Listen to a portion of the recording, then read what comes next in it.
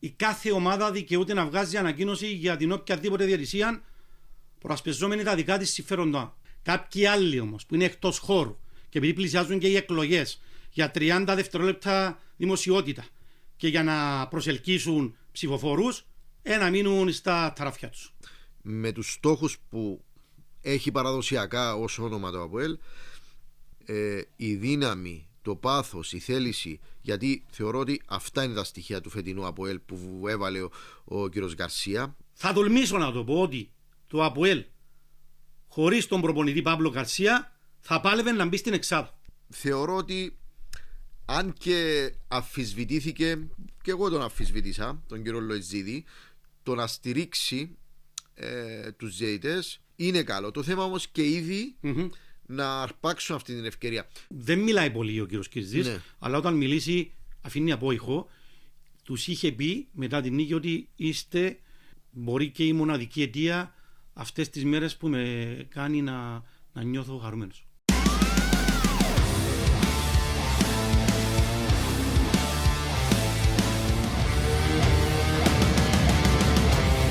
Φίλες και φίλοι, χαίρετε. Είμαστε εδώ μαζί για να δούμε τον απόϊχο της αγωνιστικής. Το συν 5 με το οποίο αποσπάστηκε στην κορυφή Ομόνοια. Το μεγάλο μπαμ του Ολυμπιακού επί της περσινής πρωταθλήτριας Πάφου. Η τριπλή ισοβαθμία στην δεύτερη θέση και η ματσάρα στο ΑΜΕΓΑ με νικητή τον Απόλλωνα. Θα συζητήσουμε αναλυτικά, διεξοδικά το τι έλαβε χώρα με τον καλό συνάδελφο Γιώργο Σοκράτους. Γιώργο, χαιρετώ. Γεια σου, Ανδρέα. Εντάξει, ήταν μια 18η αγωνιστική που θεωρώ ότι μας έδωσε πολλά για τη συνέχεια του πρωταθλήματος. Πιστεύεις γίναμε λίγο πιο σοφοί? Ή κάθε αγωνιστική μπορεί να αλλάξει? Κάθε αγωνιστική θεωρώ ότι μπορεί να αλλάξει. Δηλαδή ακόμα εντάξει, αυτό το συν 5 με το αστερίσκο του ενός αγώνα, ναι, που έχει στο χέρι η Πάφος, που δεν είναι εύκολο παιχνίδι που θα πούμε. Μπορεί να λέει και κάτι, μπορεί να μην λέει και τίποτα. Ναι, ακριβώς. Πάνω σε αυτό που είπες, επειδή είναι πολύ σημαντικό, να σου εξηγήσω μια διαφορά την οποία συνειδητοποίησα μετά. Ξέρεις, όταν είχε αναβληθεί το παιχνίδι, ήταν διαφορετικές οι βαθμολογικές ισορροπίες.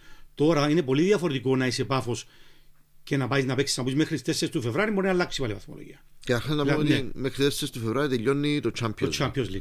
Θα έχουν και κάποια ντέρπι ακόμα μέχρι να παίξει. Θα παίξει η Πάφος με την ΑΕΚ, η Ομονία με τον Άρη. Αλλά αν γινόταν, ας πούμε, σε 2-3 μέρες το παιχνίδι είναι αυτό με το συν 5, διαφορετικά πάει ψυχολογικά, γνωρίζοντας ότι είσαι πλην 5 με τα δεδομένα τότε, έτσι. Ναι. Φάνηκε διότι η Πάφος είχε απώλειες μετά την αναβολή του συγκεκριμένου αγώνα. Εντάξει, όμως έβγαζε μια εικόνα έτσι λίγο προβληματική που δεν έβαζε στο χέρι σου εύκολα στη φωτιά ότι θα μπορούσε να πάρει αποτέλεσμα από ένα αντίπαλο ο οποίος είναι του πάνω γκρουπ, να το πούμε έτσι. Άρα να το ξεκινήσουμε για την Πάφο μια ανοίξαμε αυτήν την εικόνα. Δεν έχει σημασία η σειρά.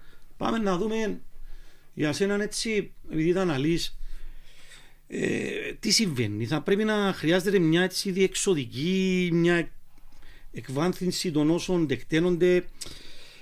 Η μετάβαση σίγουρα είναι δύσκολη από τον Χουάν Κασέδο στον Σελάδες, αλλά είναι αυτό που είπες. Βλέπαμε κάποια προβλήματα, βλέπαμε να χάνεται κάπως η φρεσκάδα, κάποιοι ρόλοι στην ομάδα. Για μένα η Πάφος, με ό,τι και αν αναλύσουμε, απέτυχε στον φορ. Θέλει Ζάιρο και τον θέλει χθες. Απέτυχε, συμφωνώ, αλλά θα σου το θέσω διαφορετικά. Απέτυχε, εγώ θεωρώ, στον άξονα. Γιατί βλέπουμε ότι κι τραβάνε κουπί. Πέθαναν οι τρεις. Όχι, ενώ είναι μια ομάδα η οποία με Καρσέδο αναλώνεται πάρα πολύ στην ανάπτυξη από τα άκρα. Δηλαδή Κορέα, Μπρούνο. Είναι αυτό το στυλ παιχνιδιού. Απουσιάζει το κάθε το παιχνίδι από τον άξονα. Δηλαδή υπάρχουν εκεί παιχταράδες όπως είναι ο Πέπε Σούνιτς που τραβάνε κουπί, αλλά δεν είναι και τόσο, δηλαδή, να δίνουν την assist, να φεύγει από τον άξονα η assist για τον επιθετικό. Συνήθως πλαγιοκοπούν. Γι' αυτό βλέπουμε συνεχώς να είναι, ειδικά ο Κορέα, να κάνει φοβερά παιχνίδια. Είναι και πιο εύκολο να διαβαστεί πλέον για σένα η Πάφος. Καταρχάς είναι με το ίδιο μοτίβο τα τελευταία 2-3 χρόνια που πάει. Ξέρεις, μπορεί να μπουν και μπορεί να φταίνει πολλά. Δηλαδή, μπορεί να σου πει κάποιος ότι ναι, δεν πήρες τίποτα από μεταγραφές Ιανουαρίου. Καλοκαιριού. Ναι, και όμως η μεταγραφή Νταβίτ Λουίς και εκεί που ήρθε δεν είχε και σοβαρό πρόβλημα η Πάφος. Δηλαδή, τα δύο στόπερ της, δηλαδή, αν δεν ήταν ο Νταβίτ Λουίς, θα έλεγες ότι έχει πρόβλημα. Ο Γκολντάρ και ο. Πολύ σωστό. Από εκεί πέρα, από αυτό που είπες, ότι επιθετικά ας πούμε δεν πήρε κάτι από μεταγραφές, ενώ πήρε βαριά ονόματα. Είναι αυτό το κοινικό σε κάποια παιχνίδια που δεν της βγήκε, γιατί άρχισαν όλοι να τη διαβάζουν, να είναι αρκετά προβλέψιμη. Δεν βγάζω από το μυαλό μου το γεγονός ότι ο Καρσέδο είχε φύγει πριν να φύγει, με την έννοια ότι μάλιστα υπήρχαν και μετά τη φύγη του αποκαλύψεις από τις δύο πλευρές ότι δεν ήταν τόσο βελούδινο το διαζύγιο, έτσι. Δεν ήταν ευχαριστημένοι και τόσο η της Πάφου με τις δηλώσεις του Μποφ. Ο ίδιος είπε ότι κάτσαμε στο τραπέζι και δεν τα βρήκαμε, που σημαίνει ότι είχε ψιλοραγίσει το γυαλί, με την έννοια, όχι ραγίσει ότι έφυγε ως εχθρός, απλά υπήρχε μια περιρροή ατμόσφαιρα ότι ξέρετε, είναι θέμα χρόνου να γυρίσουμε σελίδα και οι δύο. Και να προσθέσω ότι η πλειοψηφία παιχτών λατρεύουν τον προπονητή τους, διότι είχα διαβάσει χαρακτηριστικά το post του Ντράκοβιτ, ότι τον είχε αποκαλέσει δάσκαλο και ότι μαζί σου εγώ έχω προοδεύσει πάρα πολύ ως παίχτης. Ναι, η μια πλευρά είναι αυτή, αλλά η άλλη είναι και ο Ζάζα που σωστό. δεν έπαιζε, δεν έπαιρνε τον άμεσο και ο κόσμος ήταν υπέρ του Ζάζα. Εντάξει, πλέον περάσαμε σε μια άλλη εποχή. Εγώ θα κρατήσω επίσης και το γεγονός ότι σε σύντομο χρονικό διάστημα και πρόσφατα δύο από τους ισχυρούς άνδρες της ομάδας, ο κύριος Ντουμπόφ και ο Χάρης ο Θεοχάρους, ανέφεραν ότι δεν θα το παίρνουμε κάθε χρόνο. Αλλά θα είμαστε εκεί κάθε χρόνο για να το διεκδικούμε. Είναι πολύ σωστή κουβέντα του Χάρη. Ναι, το ότι θα είναι εκεί είναι δεδομένο. Την ίδια ώρα βλέπουμε και τον κόσμο να βγάζει έτσι μια περίεργη αντίδραση. Δηλαδή, παιδί μου, δεν είναι μαθημένοι οι οπαδοί της Πάφου να παίρνουν κάθε χρόνο το πρωτάθλημα, να παίρνουν τίτλους. Οπότε είναι κάπως περίεργο. Δεν την ακολουθήσα στο παιχνίδι με τον Ολυμπιακό. Ναι, εντάξει. Εγώ θεωρώ ότι κάποια στιγμή θα πάρει τα πάνω της. Είναι κομβικό για σένα αυτό το διάστημα που διανύουμε από την άποψη ότι έχει Champions. Πανέρχεται με ντέρπι με την ΑΕΚ. Έχει ένα πρόγραμμα πολύ δύσκολο. Είναι crucial τώρα η περίοδος. Θεωρείς ότι επειδή είναι και τα δεδομένα τέτοια, θα πρέπει τώρα να βγάλει αντίδραση εγώ θεωρώ και να ξανακάνει δήλωση? Το παιχνίδι στο Λονδίνο θα καθορίσει πολλά πράγματα. Γιατί αν η Πάφος μείνει εκτός βαθμολογικά, ουσιαστικά το Champions League θα πρέπει να τελειώσει από το Λονδίνο. Οπότε εκεί θα πρέπει να ενισχυθεί και η ομάδα, να βρεθεί τρόπος. Έχει ανάγκη από ενίσχυση. Ένα center και ένα half. Ναι, σίγουρα τα half. Να σου πω κάτι, εγώ center μπορεί να μην επέλεγα να κάνω κίνηση. Γιατί έχω τρεις, θα πρέπει να δω και κάπως να τους. Είναι αυτό που είπα πριν, δηλαδή να τους αξιοποιήσω με τον τρόπο παιχνιδιού. Εγώ περίμενα ότι θα αποφάσισε να πορευτεί με Άντερσον. Δεν το έκανε. Άρα πρέπει να αποφασίσουν και ήδη τι θέλουν. Να έχεις τον εντιμάτα εκεί και να τον αδειάζεις τελείως, ας πούμε. Ασουαμινά επίσης. Ναι. Εντάξει, εγώ θεωρώ ότι θέλει ενίσχυση, γιατί δεν μπορεί άλλο ο Πέπε και ο Σούνιτς να τραβάνε κουπί. Ήρθαν και αυτοί οι μαζεμένοι τραυματισμοί, ναι, οι οποίοι είναι μυϊκοί. Έγινε πολλής λόγος, Γιώργο, ότι εντάξει, ήταν κάτι πρωτόγνωρο σε ένα παιχνίδι, αλλά επειδή αυτοί που κάθονται πάνω από ένα πλήκτρο γράφουν ό,τι τους κατέβει, διάβαζα και τι δεν διάβαζα, αν και εγώ ξέρεις δεν έχω social, αλλά κάποια πράγματα για να ενημερώνουμε τα βλέπω. Άλλαξαν τις εντάσεις των προπονήσεων σε 4 μέρες και έβγαλαν 3 μυϊκούς σε ένα παιχνίδι. Αυτό εγώ δεν το ακούω. Δεν νομίζω, δεν δουλεύει με τέτοιο ερασιτεχνισμό η Πάφος. Γιατί δεν ήταν με εντάσεις τόσο καιρό προπονήσεις του Πάφου. Τώρα έβαλαν εντάσεις. Ναι. Εγώ θεωρώ ότι, ας το πούμε, μπορεί να είναι και μια κοιλιά που την κάνουν όλες οι ομάδες. Η Πάφος την κάνει τώρα και δεν είναι ασχήμη περίοδος να την κάνει. Είναι στα τέλη του Champions League που είδε ότι δεν έχει και πολλές ελπίδες, παράδειγμα, να διεκδικήσει, θα το δει. Ένα παιχνίδι είναι. Τελειώνει, έμειναν 8 αγωνιστικές. Σιγά σιγά θα αρχίσει τώρα να στρώνει και θα μπει σε ένα μαραθώνιο που θα παίξει με όλους, θα παίξουν όλοι με όλους. Σαφώς. Όλοι θα χάσουν, θα κερδίσουν βαθμούς και εκεί θα μετρήσει κουκιά. Να υπενθυμίσω μια ακόμη δήλωση του κυρίου Χάρη, του φίλου μας. Με το διαζύγιο με τον Καρσέδο, είχε πει ότι, δίδοντας το σκεπτικό ουσιαστικά της διοίκησης, μα δεν παίζαμε καλά στο πρωτάθλημα, είχε πει. Το θυμάσαι? Ναι. Και να σου πω κάτι. Πάρα πολλά τα συμπεράσματα που μπορούν να βγουν. Οι εικασίες. Γιατί ας σου πει ο άλλος. Δηλαδή, επειδή το είχα αναφέρει εγώ στην εκπομπή, στο Κολ και Θέμα, ότι ξέρεις, οι δηλώσεις του Μποφ Χάρη. Μπορεί κάποιος να σου πει ο τρόπος παιχνιδιού, το γεγονός ότι είμαστε προς το τέλος Ιανουαρίου της μεταγραφικής περίοδος και δεν είχε κάποια κίνηση και όλα αυτά. Μπορεί να σου πει κάποιος ότι ξέρεις, έριξαν λευκή πετσέτα για τον τίτλο. Όχι ότι δεν θα, απλά δεν θα δώσουν όλα αυτά που έδιναν τα προηγούμενα χρόνια για να φτάσουν στην κορυφή, να πάρουν πρωτάθλημα και ούτω καθεξής. Δεν το ασπάσω. Δεν το ασπάσω. Ναι, μα ούτε εγώ το ασπάζω. Απλά μπορεί κάποιος να το πει σαφώς, και να το στηρίξει αυτό το πράγμα. Και να σου πει και το άλλο. Χρήματα υπάρχουν με τη σέσουλα. Και πας και φέρνεις έναν προπονητή ο οποίος δεν το ξέρει κανείς, έχει 6 χρόνια να δουλέψει και ούτω καθεξής. Άρα άλλο ένα στοιχείο που δείχνει ότι ίσως να μην το πολύ πιστεύουν ή να μην θέλουν να το κυνηγήσουν, με την έννοια ότι νιώθουν και ήδη ότι η ομάδα έκανε τον κύκλο της και όλα αυτά. Δεν μπορώ να δικήσω ούτε τον ένα μου μπορεί να το σκεφτεί αυτό το πράγμα, αλλά ούτε να το στηρίξω αυτό το πράγμα. Ωραία. Αλλά είναι κάποια πράγματα που... Κλείνοντας την Πάφο, διότι έχουμε πει πάρα πολλά, θέλω να δω, και θα το δω τώρα στην περιγραφική Ιανουαρίου, εάν εξακολουθεί να είναι κυρίαρχος και να κάνει παιχνίδι ο κύριος Τζαρέτα. Και δεν το λέω τυχαία. Ναι, μα αφού αυτό υπόθηκε από πλευράς Πάφο, ότι αυτός, όταν ήρθε το διαζύγιο με τον κύριο Καρσέδο, ο κύριος Ντουπόφ το είπε ξεκάθαρο ότι εμείς του κάναμε τις μεταγραφές, εννοώντας τον κύριο Τζαρέτα. Ο κύριος Καρσέδο απλά διαχειριζόταν το. Ακούγονται διαφορετικές απόψεις σε σχέση με την επιλογή προπονητή. Εντάξει, θα το αφήσω σε αυτό. Εκείνοι ξέρουν καλύτερα. Πάμε στην ομάδα του Ολυμπιακού. Τα καλά σου λέω, όπως λένε και οι φίλοι του. Πράγματι, επειδή βλέπω τον Ολυμπιακό, τον παρακολουθώ σε πολλά παιχνιδιά, δεν με εξέπληξε ότι θα έκανε έναν μπαμ. Το έψαχνε καιρό. Με εξέπληξε ο τρόπος που το έκανε. Δηλαδή, απέναντι σε μια ομάδα που βγάζει αυτή την ένταση, απέναντι σε μια ομάδα ταχυδυναμική, είδαμε από το πρώτο δευτερόλεπτο αυτά τα high press του Κωστή, είδαμε τα τρεξίματα, μια ομάδα εξαιρετικά καλή στο κομμάτι του fitness, με πάθος, νίκησε δικαιότατα, με έντονο το κυπριακό στοιχείο, Χαραλάμπους,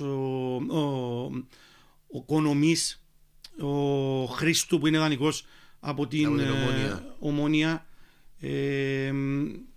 Άρα και με έναν προπονητή ο οποίος μας έχει δείξει ότι είναι από τους πολύ πολύ διαβασμένους και πιστεύω θα είναι ένα hot όνομα το καλοκαίρι. Έχει καταφέρει, Γιώργο, για μένα το πιο σημαντικό, να εμφυσίσει στους παίχτες του το τι πρεσβεύει ως προπονητής και το πώς ήταν ως παίχτης. Εντάξει, είναι η συνέχεια από την δεύτερη κατηγορία. Είναι πολύ σημαντικό να στηρίζεις ένα project, έναν προπονητή, οι παίχτες να το αντιλαμβάνονται. Δεν έγιναν και πολλές αλλαγές. Δηλαδή, και ο ίδιος ο Γιώργος Κωστής στήριξε την ομάδα, τους παίχτες που ανέβασαν την ομάδα στην. Πορεύτηκε κατά κύριο λόγο με αυτούς και έκανε κάποιες προσάφερες. Ναι, ήταν λογικό να γίνουν, αλλά ξέρεις, το βασικό κορμό, το υλικό, το στήριξε, το κράτησε. Απλά, εντάξει, κάποιες φορές μιλούν για αριθμοί. Μιλούμε για 18 αγώνες μέχρι στιγμής. Έχασε 6 παιχνίδια. Να μου πεις τώρα, έχει 8 ισοπαλίες νέα, αλλά θα σου πω και από την άλλη αναγνωσή, τα 12 δεν τα χάσε. Δηλαδή τα 2 τρίτα δεν έχασε. Δεν λέει ακριβώς την αλήθεια βαθμολογία για τον Ολυμπιακό. Θα μπορούσε περισσότερη συγκομμένη. Κοίταξε, έπαιξε, δεν έχασε από Απόλλωνα, δεν έχασε από ΑΠΟΕΛ, κέρδισε Πάφο, δεν έχασε από Άρη ΑΕΛ με 9 παίχτες. Έχασε από ΑΕΚ και Ομόνια. Έχασε από ΑΕΚ και Ομόνια, δεν έχασε από Άρη. Ναι. Για Άρη εννοώ.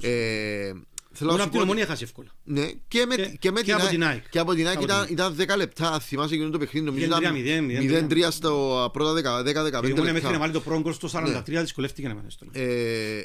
Επίσης, αμυντικά βλέπουμε σε 18 παιχνίδια δέχτηκε 22 γκολ. 22 γκολ για ομάδα του δεύτερου γκρουπ είναι εξαιρετική ως αριθμός. Ναι, έχει θέμα στην επίθεση, αλλά. Βρήκε και ένα στόπερ εξαιρετικό. Έβαλε γκολ για highlight με την Πάφο, το Φελιπέ, ο οποίος είναι αριστεροπόδαρο στόπερ που παίζει και αριστερό μπακ. Και με το που ήρθε τον έβαλε και έχει δέσει στην αμυνά. Δουλεύουν πολύ σωστά. Μπράβο τους. Και θεωρώ ότι ο Ολυμπιακός θα συνεχίσει να μας απασχολεί ευχάριστα. Ναι, τώρα από εκεί πέρα θα μπορούσε με κάποια παιχνίδια να είναι και ακόμα πιο ψηλά. Όμως με τον τρόπο που λειτουργεί ο κ. Κωστή, δηλαδή το ότι πάει step by step, χτίζει βήμα-βήμα, νομίζω είναι σε ένα πολύ καλό μονοπάτι, γιατί δεν τελειώνουν εδώ τα πράγματα. Έχει επόμενη χρονιά.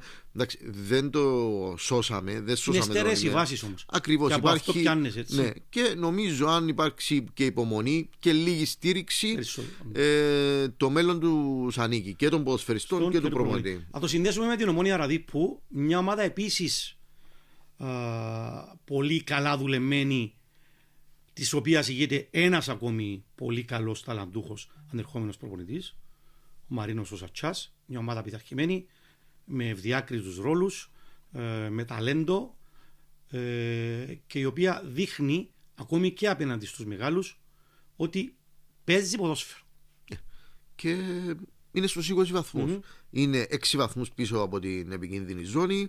Δείχνει να μπορεί να παίρνει βαθμούς και να παρουσιάζει ένα ανάστημα διεκδικητικό στα παιχνίδια που την παίρνει. Γιατί εντάξει, το να πάει να παίξει, ας πούμε, με Ομόνια, με Πάφο, με ΑΕΚ και όλα αυτά και να μην πάρει κάτι, δεν θα πει κανένας τίποτα. Αλλά εκεί που χρειάζεται, όχι ότι αυτά τα παιχνίδια είναι τα κυνηγά, αλλά δεν είναι και το πιο εύκολο πράγμα για μια ομάδα. Ξέρει πότε να δώσει πράγματα και να κυνηγήσει αποτελέσματα, και μέχρι στιγμής εκεί που χρειάζεται δηλώνει παρούσα η Ομόνια Ραδίππου, και δεν είναι, ρε Άντρεα, από τα φαβορί για ούτε η Ομόνια, ούτε ο Ραδίππου, ούτε ο Ολυμπιακός. Δεν θα κρυβούμαστε. Για άλλους τύπα το καμπανάκι θα τα πούμε πιο μετά. Και είναι αυτό, το νομίζω, με το σπαθί τους το πήραν αυτό το πράγμα. Τώρα, αν γυρίσει μπούμεραν όλο αυτό, πως έγινε με τον Εθνικό, που εκεί πάει το σχόλιο, ότι είναι πλέον φαβορί. Εγώ δεν βγάζω από την εξίσωση και τον Ακρίτα, γιατί βιαστήκαμε κάπως κάποιοι. Να πούμε ότι ήρθε ο Μάριος Νικολάου. Ναι, εντάξει. Και όλα αυτά. Δεν έμοφη για τον Μάριο, κατάλαβες. Είχε ένα σερί από δύσκολα παιχνίδια και ακολουθούν δύσκολα παιχνίδια ο Ακρίτα, γιατί παίζει με τον Απόλλωνα το επόμενο παιχνίδι. Όμως θεωρώ ότι είναι ένα κλικ. Άφησε την ΑΕΛ που είναι στην 7η θέση.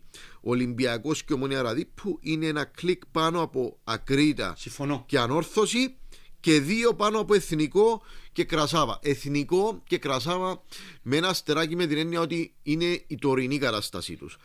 Έδειξε ο Εθνικός στο ξεκίνημα, έδειξε Κρασάβα, ή μάλλον χτίστηκε για να δείξει κάτι άλλο, και έχω αυτή την επιφύλαξη ότι κάποια στιγμή ο Εθνικός μπορεί να γυρίσει ξανά το διακόπτη και η Κρασάβα να παρουσιάσει κάτι διαφορετικό. Μιας και το κάναμε έτσι αναλυτικά, το πλατιάσαμε και σωστά, να αναφερθούμε σε αυτούς και πάμε μετά στους πιο μεγάλους στα μεταξύ τους. Συμφωνώ. Για τον Εθνικό θέλω να προσθέσω κάτι. Εντάξει, υπάρχει αυτός ο αγωνιστικός κατήφορος. Το πιο μεγάλο πλεονέκτημα της ομάδας της Άχνας στην προσπάθειά της, την δυσκολότερη από ποτέ, να μείνει άλλη μια χρονιά κατηγορία, ακούεις το όνομα Κίκης Φιλίππου και εξηγώ.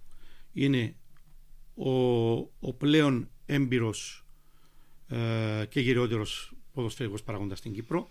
Γνωρίζει από ποδόσφαιρο, γνωρίζει τα κατατόπια εκεί και θα κάνει τα πάντα για να κρατηθεί η ομάδα του. Είναι ηγέτης. Η ομάδα της Κρασάβα, εμένα μου αρέσει σε κάποια παιχνίδια. Απλά είναι λίγο κάποια παιχνίδια αρκετά καλή, κάποια παιχνίδια βγάζει κακό πρόσωπο. Είναι η αθλητική ομάδα πάρα πολύ, έχει ένα πολύ καλό γυμναστή εκεί. Έχει κάποιες μονάδες, δυσκόλεψε την ΑΕΚ. Όμως είναι, όπως το είπες εσύ, με τα βαθμολογικά δεδομένα. Και για τον Ακρίτα και τελειώνω σε αυτό το κομμάτι. Έκανε κάποια αποτελέσματα με το που ανέλαβε ο Μάριος. Μετά ήρθαν κάποιες έτσι εμφανίσεις που έφεραν αρνητικά. Θα πω όμως ότι στους 19 Ναι. Μπορεί να είναι λίγο πιο άνετος σε σχέση με ομάδες που είναι πιο κάτω του, αλλά όχι πολύ άνετα. Ναι, σίγουρα, και θα προσθέσω ότι όταν παρέλαβε ο Μάριος Νικολάου από τον Αλέξη Καρπόζη, είχε παραλάβει μια πολύ καλά προπονημένη και οργανωμένη ομάδα, διότι πρέπει να τα λέμε αυτά τα πράγματα. Όπως το έκανε ο κύριος Λοσάδα με το Σοφρόνη, και θα το πούμε στη συνέχεια. Απλά να σου πω κάτι. Αν για παράδειγμα μείνει η βαθμολογία μέχρι την ολοκλήρωση της πρώτης φάσης, δηλαδή υπάρχει αυτή η διαφορά 5-6 βαθμών από την επικίνδυνη ζώνη για Ολυμπιακό, Ακρίτα και Ομόνια Ραδίππου, επειδή είναι έναν το παιχνίδι και επειδή υπάρχει και μια δυστυχώς ενός νέων Παραλιμνίου η οποία είναι κλωτσοσκούφι, θεωρώ ότι αυτή η βαθμολογία δίνει παραμονή σε αυτές τις τρεις ομάδες. Να σου το πω λίγο διαφορετικά, τους δίνει το πάνω χέρι. Ναι. Ναι, σε μεγάλο βαθμό, ναι. Γιατί είναι, επαναλαμβάνω, αν το παιχνίδι θα παίξουν και κάποιοι μεταξύ τους, θα παίξουν και με κάποιους αδιάφορους, όπως είναι, χωρίς να βάζω την ΑΕΛ, με τη δεδομένη στιγμή τώρα, για παράδειγμα, αν η ΑΕΛ μείνει εκεί, ή μπει ο ΑΠΟΕΛ ή ο Απόλλωνας, ναι. Γιατί από τους άλλους ναι, θα είναι αδιάφοροι. Δεν σου λέω ότι θα πάνε εκεί και θα τους αφήσουν. Ασχοληθούμε με το κύπελλο. Ναι, οπότε θεωρώ ότι θα είναι μια ευκαιρία για αυτές τις ομάδες και είναι η Ένωση. Γι' αυτό λέω ότι με αυτή τη διαφορά τώρα έχουν το πάνω χέρι, όπως είπες και εσύ. Από εκεί και πέρα ο Εθνικός έχει μετά την Ένωση έχει τη χειρότερη αμήνα και τις περισσότερες ήττες. Είναι αριθμοί που λένε αλήθειες. Η Κρασάβα τώρα θεωρώ ότι χτίστηκε διαφορετικά και δεν μπορεί να διαχειριστεί την παρουσία της εκεί. Δεν μπορεί να υποστηρίξει αυτό για το οποίο χτίστηκε η ομάδα, αυτόν πιστεύεις? Η ομάδα χτίστηκε για να διεκδικήσει πράγματα. Ήθελαν εξάδες. Ναι, ακριβώς. Και αυτή τη στιγμή παλεύει για υποβιβασμό, για παραμονή. Νομίζω αυτό είναι.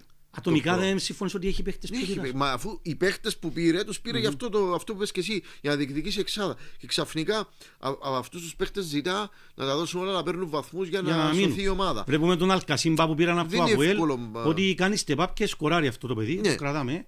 Εντάξει, θα δούμε. Πάμε λοιπόν να δούμε και τους μεγάλους. Πάμε να ξεκινήσουμε με το Απόλλων ΑΠΟΕΛ. Εντάξει, για τον Απόλλωνα. Εγώ θα μπω στη διαδικασία πρώτα, δεν θα ασχοληθώ με το αγωνιστικό. Τι έφερε αυτή η νίκη. Τον ανέβαζε στην 5η θέση. Οι προεκτάσεις θέλεις να πεις. Ναι. Και επειδή η επόμενη αγωνιστική έχουμε Άρης Ομόνια, Πάφος ΑΕΚ,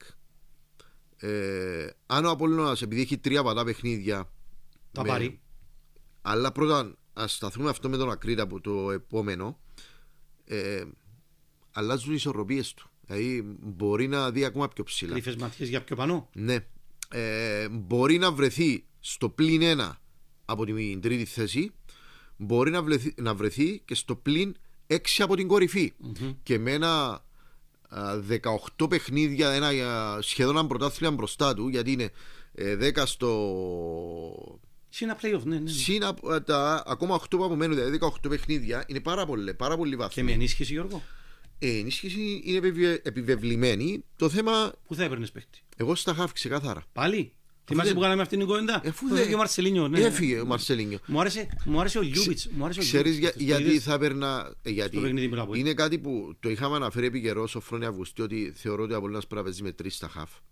Και το έκανε αυτό το πράγμα ο Αργεντίνος. 4 έχει. Άρα αν οι 3 παίζουν, ο ένας μπαίνει αλλαγή, αν υπάρχει τιμωρία. Ποσοτικό. Ναι, θα πρέπει. Είναι και ο Ντανίλο. Ναι, μαζί με τον Ντανίλο. Ναι, είναι στους 4.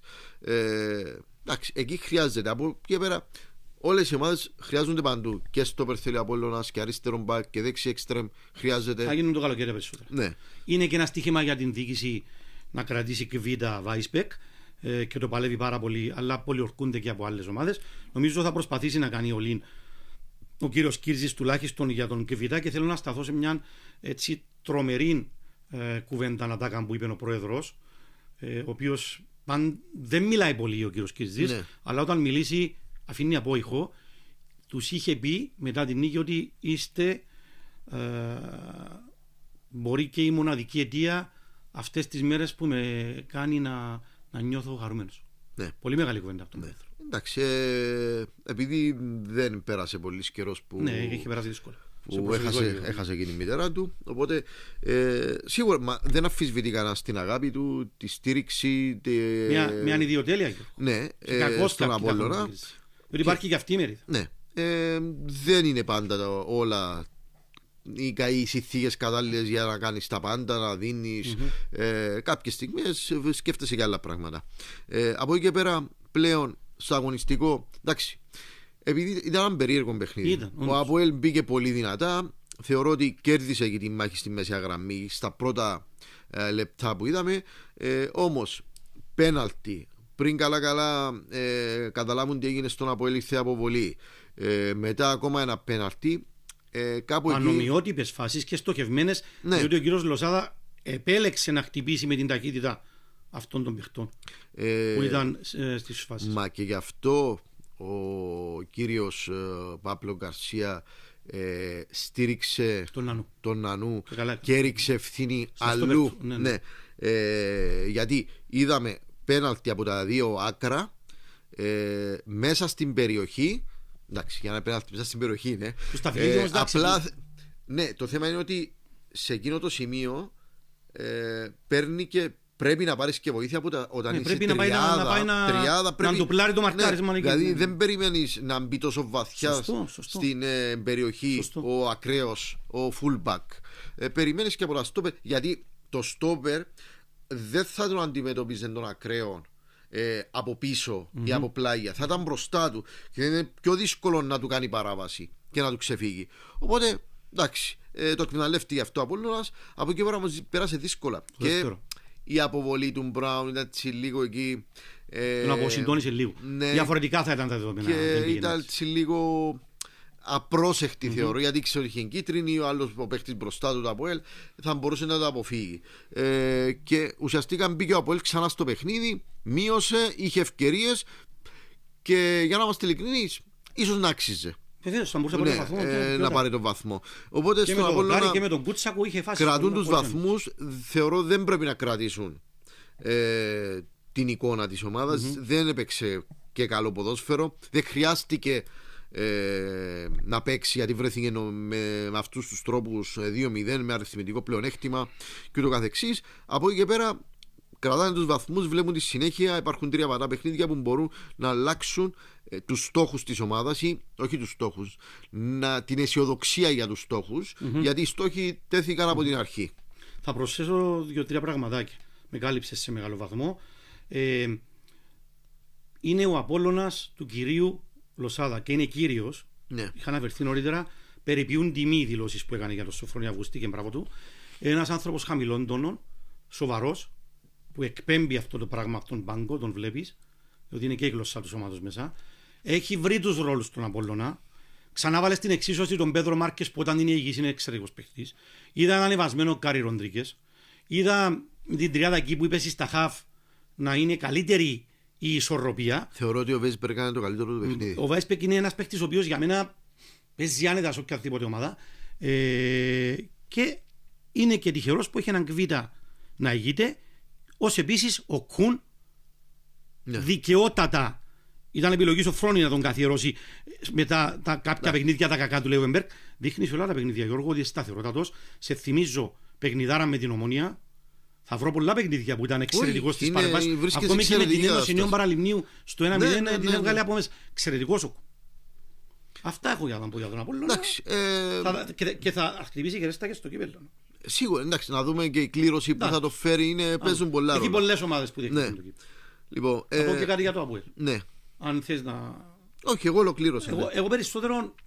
Εντάξει, είναι οδυνηρήτα για τους στόχους, διότι τον προσπέρασε ο Απόλλωνας, άρα είναι έτσι υπό λίγο μεγαλύτερη πίεση η ομάδα των γαλαζοκυτρινών, αλλά θα εστίαζα στο γεγονός ότι είχε απουσίες που ήταν μαζεμένες. Δηλαδή έλειπε όλος ο άξονας.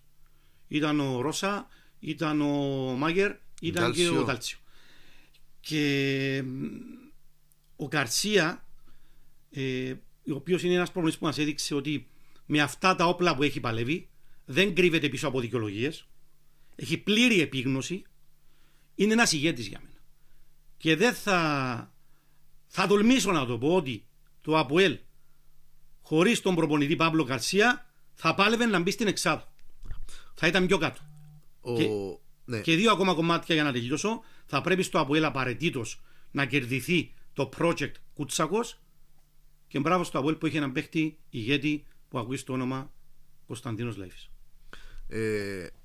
Θα προσθέσω ότι μπορεί το ποδόσφαιρο παίζει το ΑΠΟΕΛ σε σχέση με προηγούμενα χρόνια, προηγούμενες καταστάσεις, να μην είναι και το πιο ελκυστικό. Με το υλικό που έχει, με τους στόχους που έχει παραδοσιακά ως όνομα το ΑΠΟΕΛ, το πάθος και η δύναμη και τα προβλήματα που έχει, να μην κρυβόμαστε, τα διοικητικά, τα οικονομικά και το καθεξής, η δύναμη, το πάθος, η θέληση, γιατί θεωρώ ότι αυτά είναι τα στοιχεία του φετινού ΑΠΟΕΛ που έβαλε ο κ. Γκαρσία, και δεν είναι η τακτική. Σίγουρα υπάρχει τακτική, στρατηγική, αλλά δεν είναι σε αυτά που ξεχωρίζει. Θέλει μαχητές, θέλει παίκτες να τρέχουν, θέλει παίκτες για τη φανέλα. Ναι, είναι αυτά του προπονητή, και συμφωνώ όχι 100%, 1000% μαζί σου, ότι αν υπήρχε άλλος προπονητής που δεν μπορούσε να βγάλει αυτά τα στοιχεία, τότε θα μιλάγαμε για άλλα πράγματα. Ναι. Και πάλι με απόϊχο οι δηλώσεις του είναι απολαυστικές οι συνεντεύξεις τύπου του. Ναι. Το κάτω-κάτω του είπε: δεν κάνω εγώ, πάρτι άλλον. Τώρα εντάξει, είμαστε σε μια διαδικασία και πάλι με το διοικητικό που είναι συνυφασμένο, με παίχτες που θα έρθουν, ήδη έχουν πάρει ένα, θα πάρουν και εξτρέμ. Κάθε μέρα αυτά αλλάζουν. Ναι. Πρώτα πρέπει να. Είναι και λίγο κουραστικό το τους Βραζιλιάνους. Ναι. Πιστεύω όμως ότι ο ΑΠΟΕΛ θα χτυπήσει ρέστα στο κύπελλο. Θα δώσει τα πάντα. Είναι η διέξοδος για να βγει η Ευρώπη. Το θέμα είναι να δούμε την κλήρωση. Αν παράδειγμα. Ναι, αλλά υπάρχουν ομάδες μέσα που βάστε στους 4. Αν του χαμογελάσει η κλήρωση, πάει. Αλλά το θέμα είναι ότι αν πέσεις πάνω σε ένα Άρη, σε μια Ομόνοια, σε μια Πάφο, και είναι ένα παιχνίδι, είναι εκτός έδρας, εντάξει, δεν είναι και ότι καλύτερο για να προχωρήσεις. Και συμφωνώ μαζί σου ότι ναι, θα τα δώσει, αλλά αν πάει να δώσεις τα πάντα στο κύπελλο και την ημέρα που είναι οι αγώνες, πλησιάζουν οι αγώνες του. Ελοχεύει ο κίνδυνος της εξάδας να τεθεί, θεωρείς, αμφιβολό. Παράδειγμα, τη δεδομένη στιγμή έχει αντίπαλο για την εξάδα την ΑΕΛ, γιατί είναι πιο κοντά. Την ΑΕΛ έχει ένα μαξιλαράκι ασφαλή. Ναι, αλλά την ΑΕΛ την έχει στη Λεμεσό. Ναι. Που αν χάσει, χάνει και το πλεονέκτημα ισοβαθμίας. Γιατί κέρδισε και στο πρώτο παιχνίδι η ΑΕΛ. Μα να πούμε και κάτι άλλο. Τι σημαίνει να μπει έκτον το ΑΠΟΕΛ? Να μόνο το πράγμα. Yeah. Μιλάμε για το ΑΠΟΕΛ ότι είναι έκτο. Απλά επειδή. Ότι να παίξει ρόλο στην διαμόρφωση κατάξυσης του τίτλου. Δεν και να βγει η Ευρώπη. Θα βγει η Ευρώπη μέσω προαθλήματος. Όχι, αλλά δύσκολο. Παράδειγμα, αν μείνει εκτός Ευρώπης, εκτός εξάδας, αλλά είναι κοντά. Αν κερδίσει την Πάφο, βαθμολογικά ρίζει να πάρει εισιτήριο Ευρώπης από το πρωτάθλημα. Ναι, αφού θα είναι στους 35. Ναι, 2 πόντους πίσω από τη δεύτερη θέση θα είναι. Οπότε, αλλά δεν έρθει, δηλαδή μπορεί οι βαθμοί του 7ου, αν έμπαινε με αυτούς τους βαθμούς στην πρώτη εξάδα, να του έδιναν το δικαίωμα να διεκδικήσει ευρωπαϊκό εισιτήριο. Με το γεγονός όμως θα μείνει εκτός, δεν του το δίνει. Ναι. Και αυτό είναι το θέμα. Αυτό είναι ένα θέμα. Πριν πάμε στον ντέρπι της Ομονίας με διανόρθωση, να μην ξεχάσουμε την ΑΕΛ, διότι είχαμε αναφερθεί στον Ακρίτα. Και εκεί είναι το Α και το Ω πλέον ο προπονητής. Και έτσι πρέπει να είναι οι ομάδες. Να χτίζονται με γερές βάσεις, παρόλο που ανέλαβε με σούσεις και με δύσκολο έργο, έβαλε τη σφραγίδα ο κύριος Μαρτίνς. Πολύ σημαντικές οι κινήσεις της διοίκησης να φέρει ανθρώπους σε πόστα κλειδιά. Εκπέμπει υγεία πλέον η ΑΕΛ. Και στο αγωνιστικό. Μπράβο. Γίνεται πολύ καλή δουλειά σε όλα τα επίπεδα. Ήρθε αυτός ο παιχταράς ο Σάβο, σκοράρε. Θα μπορούσε να έχει σκοράρει σε όλα τα παιχνίδια, αν δεν έκανε για μένα την απόκρουση της χρονιάς ο Φαμπιάνο. Ναι. Και ουσιαστικά έβγαλαν και τον νόμο του σε εκείνο το παιχνίδι. Γίνονται στοχευμένες κινήσεις. Έχει πάει να αλλάξει επίπεδο η ΑΕΛ και σε οργανωτικό κομμάτι. Ήταν ένας παράγοντας, Γιώργο, στον οποίο έπασχε για χρόνια. Δεν επένδυε. Δεν επένδυε, ναι, και δεν είχε τόσο πολύ μεγάλη οργάνωση. Πόσο σημαντικός είναι αυτός ο παράγοντας. Πολλοί γνώστες εκεί να στηρίξουν το όλο team. Ο πρόεδρος είναι φιλόδοξος και θεωρώ ότι μόνο καλύτερα μπορεί να βλέπει το μέλλον. Ναι, το θέμα όμως υπάρχει έτσι μια μικρή και απογοήτευση. Περίμεναν πολύ περισσότερα από τον κύριο Μάρτινς. Περίμεναν ότι θα πάνε σε ναι, τώρα θεωρώ ότι αυτό δεν πηγάζει από διοικούντες. οι παράγοντες. Μάζαν του κόσμου. Ναι, ο κόσμος εύκολα Άνω κάτω. υψώνει και καθυλώνει ανθρώπους του ποδοσφαίρου, παίχτες, προπονητές και το καθεξής.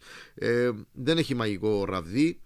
Μάλιστα, αν βάλουμε στην εξίσωση τι υπήρχε πριν και τι υπάρχει τώρα, είναι από τη γη στον ουρανό.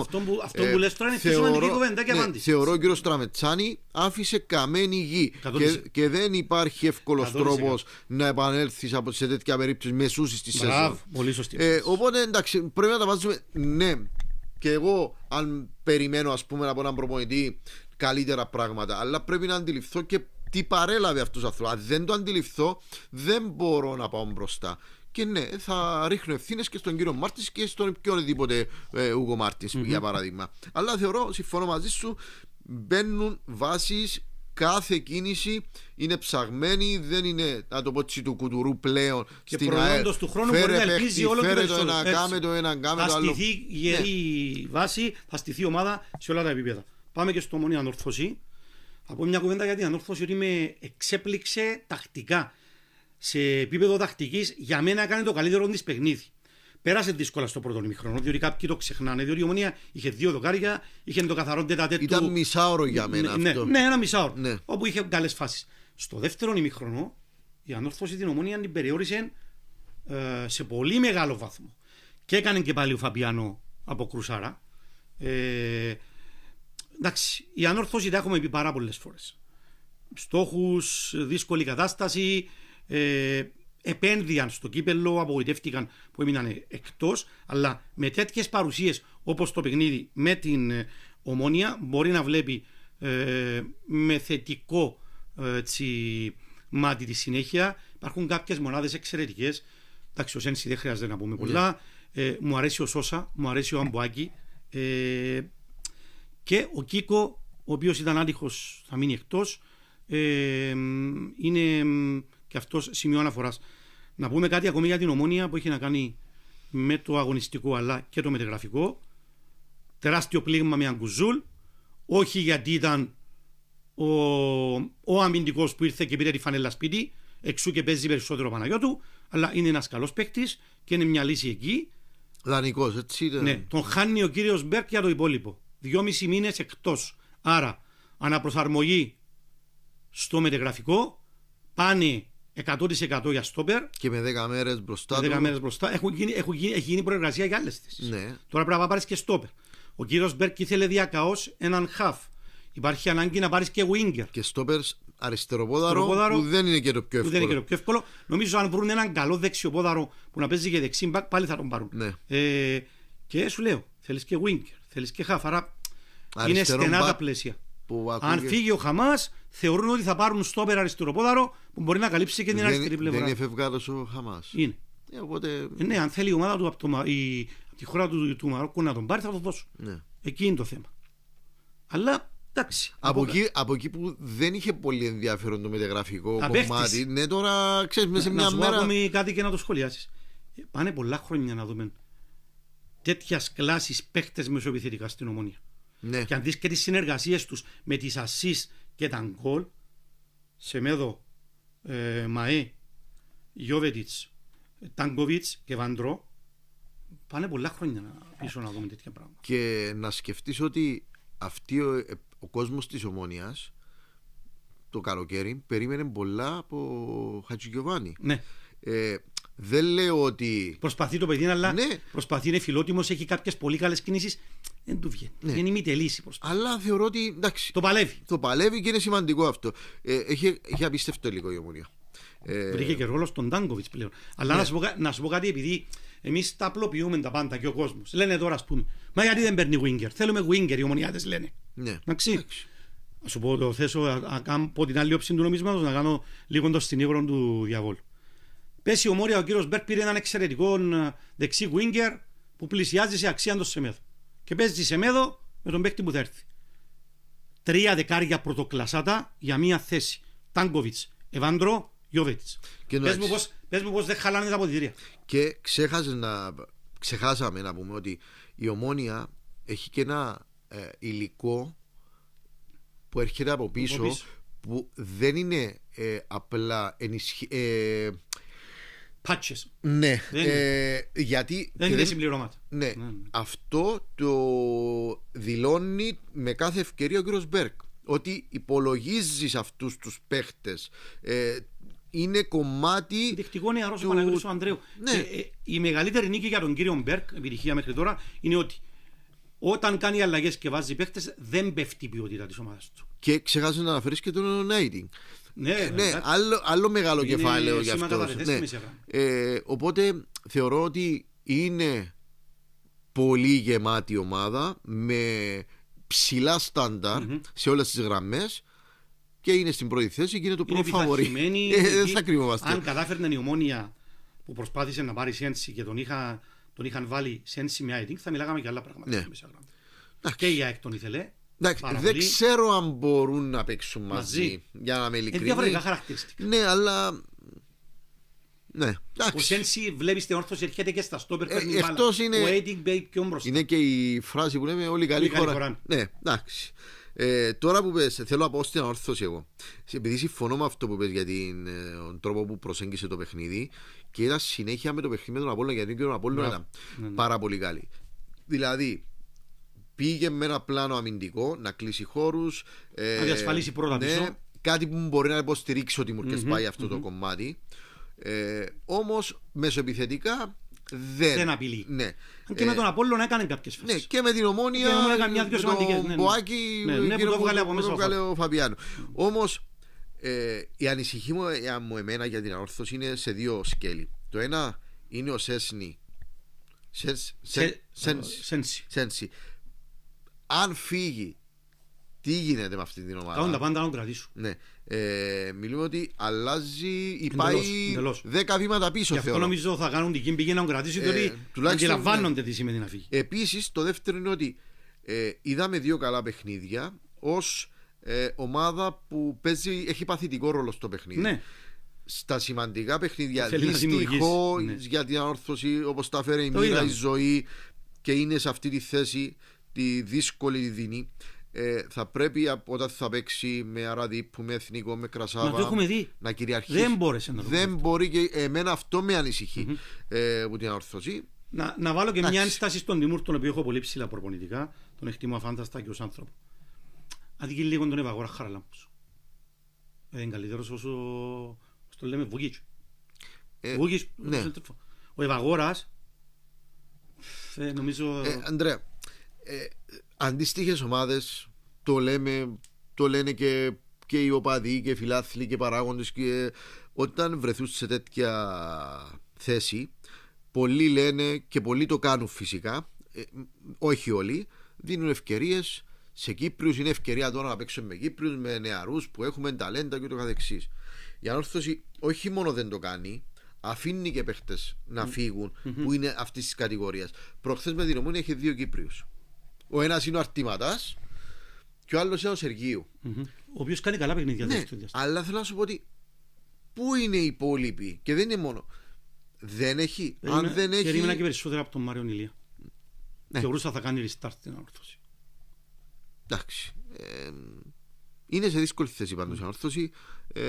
Πιστεύω ότι με τον ένα ή με τον άλλο τρόπο στο τέλος θα τα καταφέρει, αλλά θα πρέπει να βρει τρόπο να το κερδίσει αυτό το πράγμα. Δηλαδή με το ένα με τον άλλον τρόπο δεν πάει. Δηλαδή μπορεί να έρθω εγώ που το λέω τώρα, σε ένα μήνα να πω, ξέρεις, έκανα λάθος, υπερτίμησα τις ικανότητες για το κομμάτι του υποβιβασμού και πλέον κινδυνεύει γιατί δεν μπορεί να σηκώσει κεφάλι.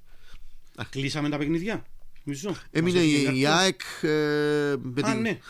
και ο Άρης με τον Εθνικό. Ναι. Κλείσαμε έναν τέρπι, ήθελα να πω. Η ΑΕΚ νομίζω δεν μου βγάζει να πω ότι της έχω εμπιστοσύνη. Θεωρείς επηρεαστική από τον αποκλεισμό στο κύπελλο? Δεν ήταν μέσα στο παιχνίδι αυτό το πράγμα. Παίζεις ένα παιχνίδι με την Ομόνια 90 λεπτά. Μα το ήξερες από την μέρα της κλήρωσης, θα έπρεπε να είσαι προετοιμασμένος να το διαχειριστεί αυτό το πράγμα. Και να σου πω κάτι, ο στόχος της ΑΕΚ ποιος είναι? Δηλαδή η Ομόνια έχει οριοθετήσει, αν κάνω λάθος διορθώνεις, Νούμερο 1 πρωτάθλημα, νούμερο 2 κύπελλο. 3 η Ευρώπη. 3 Ευρώπη. Η ΑΕΚ, η στόχη της ποια είναι? Πετάει στην Ευρώπη. Πρωτάθλημα, Ευρώπη γιατί το έδειξε και 3 ήταν κύπελλο. Έφυγε από το 3. Η Ομόνοια είναι κοντά στο να φύγει από την Ευρώπη με την έννοια ότι. Την έχω όμως ικανή την ΑΕΚ να πάει να κάνει διπλό στο Στέλιος Κυριακίδης που μας το ξανάδειξε και να δηλώσει ότι είμαι εδώ δυνατά. Ο λόγος που, έχω ικανή. Που δεν μπορώ να εμπιστευτώ την ΑΕΚ ότι πάει για πρωτάθλημα, ότι μπορεί για το πρωτάθλημα και πάντα αυτό ο κόσμος πρέπει να καταλαβαίνει ότι βάζουμε στην εξίσωση με βάση τους αντιπάλους. Δεν λέω ότι η ΑΕΚ δεν μπορεί για πρωτάθλημα ως ομάδα, αλλά συγκρίνοντας την για παράδειγμα με την Ομόνοια που είναι στην κορυφή. Αυτό είναι, ή με την Πάφο ή με τον Άρη ή με τον Αποέλ ή με τον Απόλλωνα, με οποιοδήποτε. Δεν είναι ως ομάδα από μόνη της. Απέναντι στους υπόλοιπους, θεωρώ ότι είναι ομάδα με πολλά σκαμπανεβάσματα στην απόδοση της. Κάποιες φορές το πληρώνει, κάποιες φορές όχι. Με αυτό το σκεπτικό, ναι, είναι αυτό που με κάνει να μην βάζω το χέρι μου στη φωτιά ότι θέλει μπορεί. Ενίσχυση. Ναι. Το παλεύει ο κ. Ρόκα. Και νομίζω επειδή έχει την ικανότητα να φέρνει και κατά λόγου Β, περιμένω ότι θα φέρει ένα-δυο πολύ καλούς. Και παίχτες της τελευταίας στιγμής που του βγαίνουν. Το έχει αυτό ο Ρόκα. Ναι. Πάμε και στον Άρη. Σοου Κακουλή. Χάρηκα πάρα πολύ τον Ανδρώνικο, ο οποίος ψάχνει να βρει πατήματα, να βρει ρόλο, να βρει θέση στην εντεκάδα. Δεν τον βάζει, τον βγάζει, δεν ήταν σταθερή η παρουσία του εκεί. Ήταν εξαιρετικός. Ο Χάμπος, τα λέμε κάθε εβδομάδα, να μην γίνουμε γραφική, είναι σταθερή αξία. Αυτόν το παιδί, μπράβο του, παίζει μπαλάρα και έδειξε στον Άρη και έναν στοιχείο που δεν το είχε στην Ομονία. Βγάζει στοιχεία ηγέτη. Απ' την άλλη, ο Άρης στα μείον του είναι ότι δεν παίρνει από Κακόριν, δεν παίρνει από Κβιλιτάρια, πρωτοκλασσάτους και πολύ πολύ ακριβοπληρωμένους. Τον έχω ικανόν τον Άρη να κάνει παιχνιδάρα, να κερδίσει την Ομόνοια στο Γάσιπι και να πάει να σκοντάψει στο επόμενο παιχνίδι. Αυτό δεν μου βγάζει, όπως είπες εσύ για την ΑΕΚ, τη σταθερότητα. Όμως έχει μπροστά του την Ομόνοια που αν την κερδίσει θα μιλάμε διαφορετικά. Ναι. Είναι δεν θα πω μάτς τίτλου, αλλά μάτς ναι, και προσδοκιών για τη συνέχεια. Εγώ θα σταθώ σε ένα άλλο κομμάτι της νίκης του Άρη, γιατί πόσο σημαντικό ήταν και οι συγκυρίες. Ο Άρης μακριά από το ΑΜ είχε να επικρατήσει από τις 30 Αυγούστου. Είχαν την δυναμική του. Ναι, ήταν άλλη ομάδα. Στο ΑΜ θα μπορούσε να κερδίσει το οποιοδήποτε. Για κάποιο λόγο, και όχι μόνο με τους ισχυρούς τους θεωρητικά, και με μικρές θεωρητικά ομάδες είχε προβλήματα. Και κερδίσει μόνο την Αραδίππο. Την Αραδίππο και τον Απόλλωνα στα εκτός έδρας που είναι ΑΜ.